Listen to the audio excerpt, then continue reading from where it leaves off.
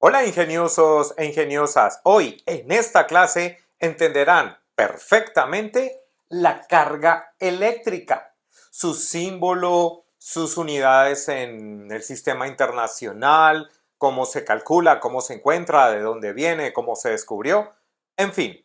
Recuerda que las notas de esta clase van a quedar descargables aquí en la descripción del video. Para explicarte muy bien la carga eléctrica, he traído un globo de esos que se usan para decorar las fiestas y en este cuaderno he depositado unas bolitas de icopor. Observa qué pasa cuando yo froto esta bomba en mi pelo, froto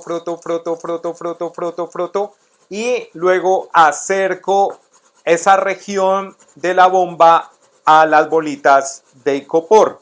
¿Qué pasa? ¿Qué pasa ahí? ¿Sí ves? Mira. Observa ese efecto producido al frotar. ¿Qué es lo que le hace a la bomba? ¿Qué es lo que tienen las bolitas de icopor para que eso suceda? Si yo alejo, no atrae. Si acerco, atrae. ¿Qué pasa ahí? Organizo un poco el pelo y listo. Ahora tengo un dibujo, un esquema que va a representar lo que acabo de hacer. Tengo unos niños que están jugando con una bomba. Si el globo, la bomba, se frota en el pelo, mira que hay una transferencia, se generan unos signos positivos, negativos. Froto, ahí hay un fenómeno, brinca algo llamado E minúscula. Aquí tengo las bolitas de icopor, signos positivos, signos negativos. Esto significa que tanto el globo como las bolitas de icopor están cargados, carga eléctrica, y hace que las bolitas cargadas de icopor suban. Vence la fuerza de gravedad y aparece una fuerza que hace que ellas se desplacen. En donde la carga eléctrica es la propiedad intrínseca de todas las partículas subatómicas, es decir, electrones, protones, que se manifiesta con fuerzas de atracción y de repulsión dependiendo los signos de la carga. Si son signos diferentes se atraen, si son signos iguales se repelen. Esta es la carga eléctrica, es una propiedad física intrínseca de las partículas subatómicas, de los materiales, que se manifiesta con fuerzas eléctricas de atracción y de repulsión. ¿Qué he traído acá? ¿A qué se te parece esto? ¿Qué crees tú que es eso? Un collar, ¿cierto? Un collar. Pero, ¿un collar de qué? ¿De qué puede ser ese collar? Vamos a extraer un elemento de este collar y está formado por esta piedra, por este elemento. ¿Qué tú crees que es? Esto es resina vegetal fosilizada. Es de esa leche que sale de la corteza de las plantas y se ha fosilizado, se ha cristalizado cuando el sol le retira la humedad. Su nombre del árabe ámbar, que significa lo que flota en el mar, porque estos trozos de ámbar se encontraron flotando sobre el agua de mar, es decir, que son menos densos que el agua salada. Esto se dio por allá por el año 500 antes de Cristo, que ámbar en griego significa electronio, es decir, electrón. Ah, entonces esta piedra de ámbar es lo mismo que electrón. Este es el electrón, sí. Y entonces para poder pulir esas piedras tomaban elementos, yo por aquí tengo un trapito, elementos como la lana y la frotaban para pulirla. Al frotarla aparecía un fenómeno que había una transferencia de unos elementos de la lana al electrón que hacía que ese electrón al acercarlo, aproximarlo a semillas secas como estas, ellas fueran atraídas hacia el electrón y ¡wow! Apareció una nueva propiedad física. ¿Cómo así? ¿Cómo? Sí, mira. Las atrae. Eso es una propiedad del electrón. Entonces le llamaron a los elementos transferidos por la lana cuando se frotaba el electrón, electrones. Y de ahí en adelante, esa propiedad del electrón de tener fuerzas de atracción y de repulsión le dio el nombre a las partículas subatómicas, que son los electrones. Y como estamos hablando de partículas subatómicas, pues recordemos que es un átomo. Recuerda, palabra átomos sin división. En esa época, Leucipo y Demócrito pensaban que era la última partícula indivisible y se quedó con el nombre de átomo. Y aquí tengo un modelo donde recuerda que el átomo siempre está en movimiento, siempre está en vibración, siempre tiene partículas vibrando con energía alrededor del núcleo. ¿Y cómo se llaman esas partículas que están girando en diferentes nubes de energía alrededor del núcleo? Los electrones. A estos electrones se les asignó carga negativa. Y el núcleo, recuerda, las partículas del núcleo, claro, son los protones, estos verdecitos, que están formados por 3 quarks, y se les asigna la carga positiva, una carga opuesta a la carga del electrón. Y están acompañados por los neutrones, que también tienen 3 quarks, tienen la misma masa de los protones, protones y neutrones tienen la misma masa, con la diferencia en que los neutrones no tienen carga y los protones tienen carga positiva. Y el número de protones en el núcleo es lo que le da la característica al átomo, es decir, su número atómico. Y este átomo representado ahí, ¿qué elemento puede hacer? ¿Recuerda? ¿Cuántos protones tiene? Cuéntalos. 1, 2, 3, 4, 5. Número atómico 5. ¿Qué buscas? La tabla periódica. ¿Cuál es el elemento con número atómico 5? El boro. Ah, este es un átomo de boro. Sí. Y bueno, y entonces, él está ahí eléctricamente neutro, sin carga. ¿Por qué? Porque tiene 5 electrones dando vueltas alrededor de él y 5 protones. Y la carga del protón es la misma carga del electrón, con la diferencia en que uno es positivo y el otro es negativo, por lo tanto está eléctricamente neutro. Y él, en su configuración electrónica, que por aquí la he dibujado, tengo un núcleo, 5 protones, 5 neutrones, tiene 2 niveles de energía y 3 electrones en su nivel más alejado, 3 electrones de valencia. Él permite que lleguen electrones a él, recibe electrones en su último nivel. Cuando él recibe electrones, aquí recibió uno adicional, se convierte en un ion de boro. Y como recibió un electrón negativo, ya no está eléctricamente neutro y ahora es negativo. Es un ion negativo porque tiene un electrón adicional. Sigue siendo boro porque sigue teniendo 5 protones en su núcleo. Por lo tanto, cualquier elemento, cualquier material que al frotarlo, al acercarlo, algo que favorezca la transferencia de electrones, si nosotros le retiramos electrones, le arrancamos electrones a este material, él queda cargado positivo porque tiene más protones que electrones y se dice que este material tiene carga eléctrica positiva y se simboliza con la letra Q. Y Q positivo. ¿Por qué? Porque tiene más protones que electrones.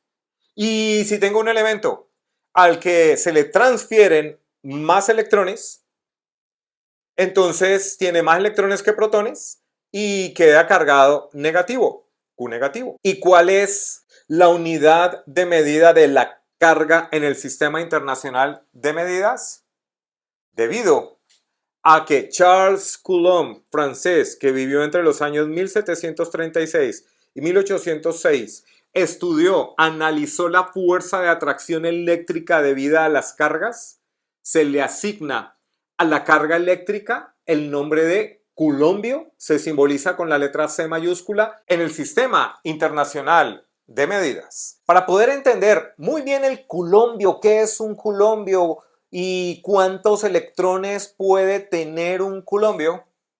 Vamos a entender la unidad fundamental de la electricidad, que es el amperio. Es necesario, se hace necesario entender rápidamente, lo voy a hacer rápido, el amperio. El amperio recibe su nombre por André-Marie Ampère, francés, que vivió entre 1775 y 1836. ¿Qué hizo Ampère? Él tomó un cable conductor de 1 metro de longitud, trajo otro cable igualito, también de 1 metro de longitud, y los separó una distancia de 1 metro.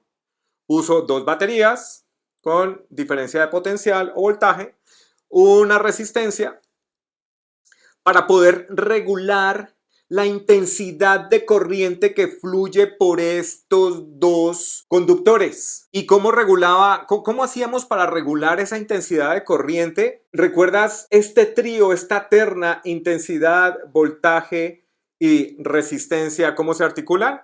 Claro, por la ley de Ohm, George Simon Ohm, donde la intensidad de corriente es directamente proporcional al voltaje e inversamente proporcional a la resistencia. Entonces, variando la resistencia con un voltaje constante, con la misma batería, podemos regular la intensidad de corriente. Por aquí te dejo el enlace del video donde explico perfectamente la ley de Ohm. Ahora, ese flujo de carga genera un campo magnético alrededor de ese cable. Vamos a simbolizarlo con la letra B, y de acuerdo con la ley de Lorentz aparece una fuerza electromagnética por ese flujo de carga, y esa fuerza electromagnética es igual al producto de la intensidad de corriente por la longitud del cable, es decir, por el desplazamiento de las cargas, producto cruz o producto vectorial con el campo eléctrico. ¿Y qué tiene que ver todo esto con la definición de Coulombio?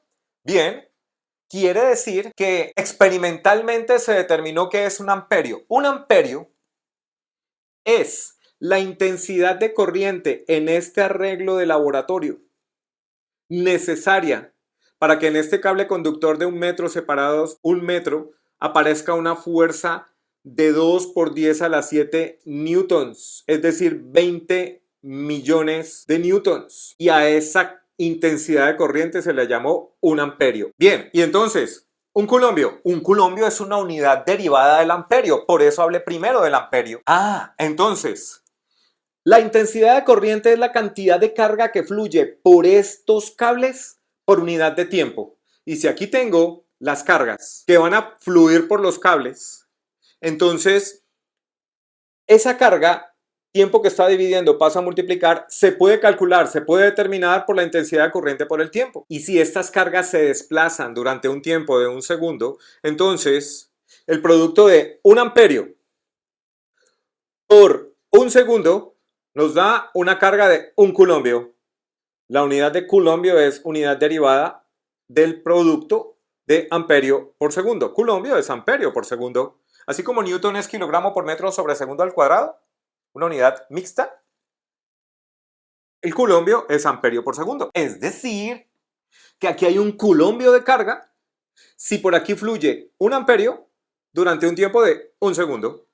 ¿Vale? Determinemos la carga de ese electrón. La determinó Robert Millikan, estadounidense, que vivió entre los años 1868 y 1953, y que en 1909, con su experimento de la gota de aceite, determinó que la carga del electrón es aproximadamente, y es negativa, de 1,6 por 10 a la menos 19 coulombs o coulombios. Y eso le dio el premio Nobel de Física en 1923. Como ya tengo la carga del electrón, entonces vamos a determinar cuántos electrones hay en una carga de 1 culombio. Si esta carga es 1 culombio, que es amperio por segundo, ¿cómo determinamos cuántos electrones hay? Tomamos esta equivalencia donde la carga de un electrón es en valor absoluto, le quitamos el signo para determinar el número de electrones, 1,6 por 10 a la menos 19 coulombios. Y esto me da 6,24 por 10 a la 18 electrones. Si esta carga es de 1 culombio, ahí hay 6,24 trillones de electrones en un coulombio de carga. Tengo una carga Q, esa carga rojita, y digo que esa carga es negativa de menos 14 N. ¿Qué significa N? Nano. ¿Y qué significa C? Coulombios, nanocoulombios, menos 14 nanocoulombios. Vamos a determinar cuántos electrones puede tener esta carga de menos 14 nanocoulombios. ¿Y cómo lo hacemos? Pues sabemos que un coulombio tiene 6,24 por 10 a la 18 electrones. Tomamos el valor absoluto de la carga, que sería valor absoluto de menos 14 nano. Recuerda que nano es 10 a la menos 9 coulombios. Valor absoluto. Y vamos a convertir factor de conversión por, en el denominador, un coulombio y en el numerador 6,24 por 10 a la 18 electrones. Y ya cancelo coulombio con coulombio, me va a quedar el número de electrones. Resuelvo esto en la calculadora. 14 por 10 a la menos 9 por 6,24 por 10 a la 18. Y esto me da de 8,74 por 10 a la 10 electrones. Es decir, 87.400 millones de electrones en una carga de 14 nanocoulombios. Ahora, si yo tengo dos cargas, una carga 1 de menos 14 nanocoulombios y otra carga 2 de 10 nanocoulombios separadas 15 centímetros, entre ellas dos aparecen fuerzas de atracción y el calcular esas fuerzas de atracción lo determinó Charles Coulomb en su ley de Coulomb, que te explico en este video. Por acá te dejo el enlace. Soy el profesor Sergio Llanos, ingeniero mecánico de la Universidad del Valle en Cali, Colombia. Suscríbete a mi canal, activa la campanita y si esta clase te gustó, dale like, muchos likes, compártela entre tus amigos. Si eres docente, maestro, profesor, compártela entre tus estudiantes. Descarga las notas aquí en el enlace que está en la descripción del video. Que tengas un gran día.